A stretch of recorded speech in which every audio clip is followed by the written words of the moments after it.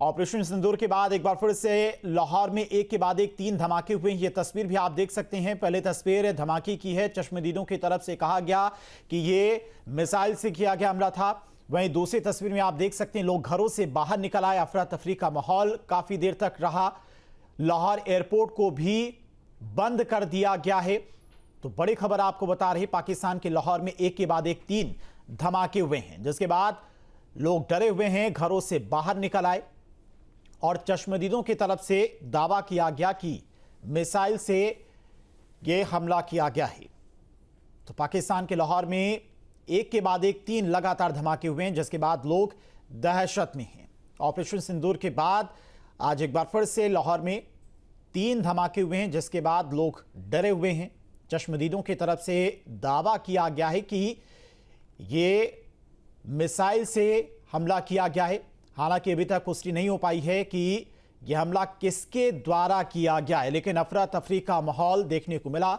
लाहौर में लोग डरे हुए हैं। एयरपोर्ट को भी फिलहाल के लिए बंद कर दिया गया है। और इसी खबर पर तमाम और जानकारी के साथ में संवाददाता राहुल डबास हमारे साथ जुड़ गए हैं। राहुल, एक बार फिर से देखा गया कि लाहौर में एक के बाद एक 3 धमाके हुए हैं। सूत्रों के हवाले से खबर आ रही है और चश्मदीदों की तरफ से इसमें दावा किया गया कि ये मिसाइल से किया गया हमला है।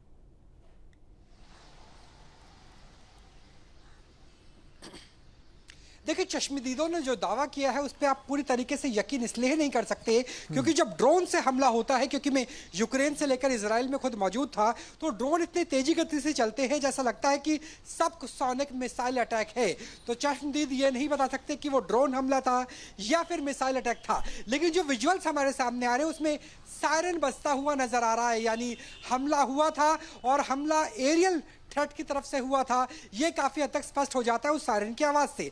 लेकिन जरूरी नहीं है कि अटैक भारत की तरफ से ही किया गया हो, क्योंकि पाकिस्तान के अंदर बहुत से नॉन स्टेट एक्टर एक्टिव है जो इस फिराक में है कि अगर इंडिया के साथ अगर पाकिस्तान की सेना कहीं एंगेज होती है तो मुंह तोड़ जवाब दिया जा सके, जिसमें तहरीक तालिबान पाकिस्तान सबसे अहम है, जिनके पास ड्रोन्स भी है और जिसके पास लो रेंज की मिसाइल्स भी है, खासतौर पर वो मिसाइल जो अमेरिकन छोड़ के गए थे तालिबान से भागने के बाद। अगर BLA की बात करें यानी बलूचिस्तान लिबरेशन आर्मी, तो उन्होंने भी IED के जरिए पाकिस्तान के पूरे मिनी ट्रक को उड़ा दिया, जिसमें 12 पाकिस्तान के जो फौजी थे वो मारे जा चुके हैं। तो पाकिस्तान के नॉन स्टेट एक्टर भी हो सकते हैं। इंडिया की तरफ से भी संभावना है कि हो सकता है ड्रोन अटैक किया गया हो, लेकिन जब तक भारत के सरकारी ऑफिशियल चैनल से यानी प्रेस इंफॉर्मेशन ब्यूरो या फिर इंडियन आर्मी के हैंडल से नहीं चीजें क्लियर हो जाती, तब तक कुछ भी कहना जल्दबाजी होगी। लेकिन यह स्पष्ट है कि एरियल अटैक था, इसीलिए सायरन बजे। यह स्पष्ट है कि एरियल में या तो ड्रोन था या मिसाइल थी,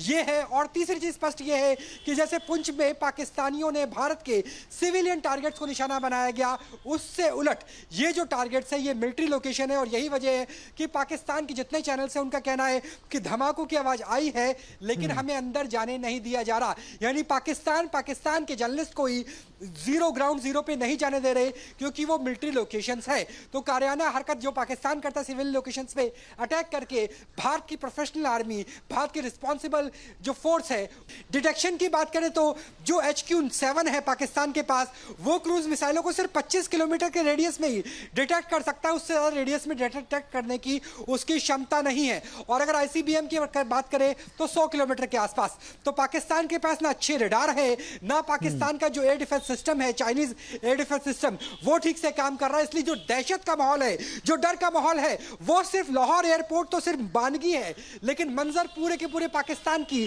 पूरी मुल्क के अंदर है। और यही वजह है कि कराची तक की एयर स्पेस को बंद कर दिया है पाकिस्तान ने।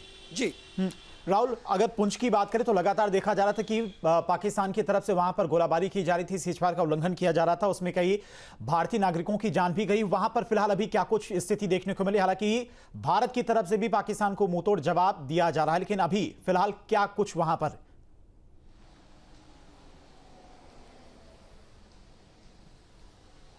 देखिए, अगर पुंछ की बात करें तो पुंछ के पास जो एडवांटेज है पाकिस्तान के पास, वो अच्छी टोड आर्टिलरी या फिर सेल्फ प्रोपेल्ड आर्टिलरी का नहीं है, यानी 155 mm का। पाकिस्तान के पास एडवांटेज है भूगोल का, क्योंकि पाकिस्तान की तरफ से जो अटैक किया जा रहा है वो हाजी पीर के आसपास से किया जा रहा है, जो भौगोलिक रूप से ऊंचाई पर मौजूद है। लेकिन भारत के पास स्वाति वेपन लोकेटर रेडार है, जिससे पिन पॉइंट एक्यूरेसी के साथ उन तमाम तोपखाने के ऊपर हमला किया जा सकता है जिस आर्टिलरी का इस्तेमाल पाकिस्तान की तरफ से किया गया है। भारत की तरफ से भी एक्शन लिया जा रहा है। और तोपखाने की बात करें तो भारत के पास ना सिर्फ इंडियन आर्मी बल्कि बीएसएफ के पास भी अपनी आर्टिलरी मौजूद है, जो 125 mm के मोटार हो या 155 mm की जो आर्टिलरी है उसकी बात की जाए, जिसमें धनुष आती है, वज्र आती है, तो ये तमाम चीजें भारत के पास है, पैरामिलिट्री फोर्सेस के पास है, तो वहां माकूल जवाब दिया जा रहा है। लेकिन पाकिस्तान ने सिविलियन ठिकानों को, सिविलियन गांवों को निशाना बनाया है, जिसकी वजह से जो इंडियन डिफेंस फोर्सेस है उनका एक तबका ऐसा भी है जो सिविल डिफेंस के तौर पर, एसडीआरएफ, एनडीआरएफ के तौर पर गांव खाली कराने की कोशिश कर रहे हैं, क्योंकि पाकिस्तान कायर है, पाकिस्तान आतंकिस्तान है और पाकिस्तान भारत के नागरिकों को निशाना बना रहा है, क्योंकि आर्मी एयरफोर्स को निशाना बनाने की कुव्वत पाकिस्तान के पास रही नहीं है। ठीक है राहुल, बहुत बहुत शुक्रिया आपका तमाम सारी जानकारी के लिए।